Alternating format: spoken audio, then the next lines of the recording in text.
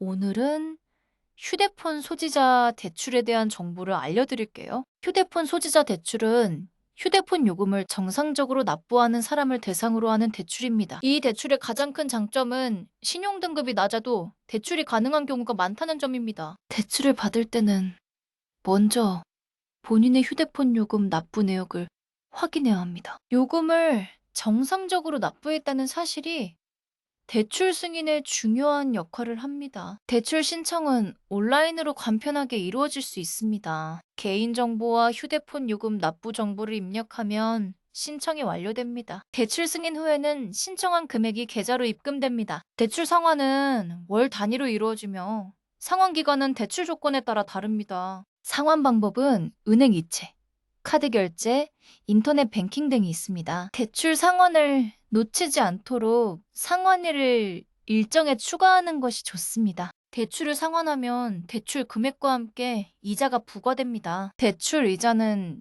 대출 조건에 따라 다릅니다. 대출 이자율을 확인하고 저렴한 이자율의 대출을 선택하는 것이 좋습니다. 대출을 받을 때는 대출 금리, 상환 기간, 이자율 등을 꼼꼼하게 확인해야 합니다. 대출 상환을 놓치지 않도록 상환일을 일정에 추가하는 것이 좋습니다. 대출을 받을 때는 대출금을 상환할 수 있는 여유자금을 확보해야 합니다. 대출을 상환하지 못하면 신용등급이 낮아질 수 있으므로 주의해야 합니다. 대출을 받기 전에 대출 상품을 꼼꼼히 비교하고 선택하는 것이 중요합니다. 대출 상품 비교를 위해 다양한 금융기관의 정보를 검토해 보세요. 대출 상품을 선택할 때는 금리, 상환 기간, 이자율 등을 고려해야 합니다. 대출 상환을 놓치지 않도록 상환일을 일정에 추가하는 것이 좋습니다. 대출을 받을 때는 대출금을 상환할 수 있는 여유자금을 확보해야 합니다.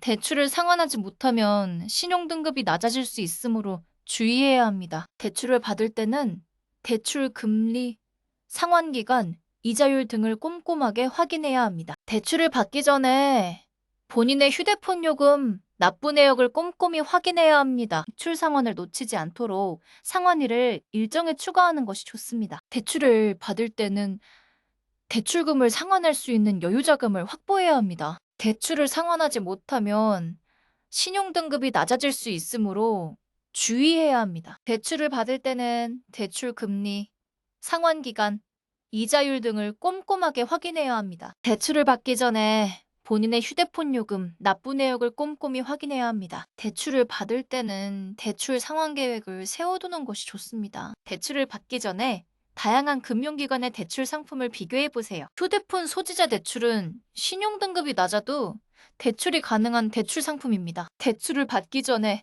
본인의 상환 능력을 꼼꼼히 따져보는 것이 중요합니다. 대출 상환을 놓치지 않도록 상환일을 일정에 추가하는 것이 좋습니다. 휴대폰 소지자 대출은 신중한 결정을 통해 본인의 금융관리에 도움이 될 수 있습니다.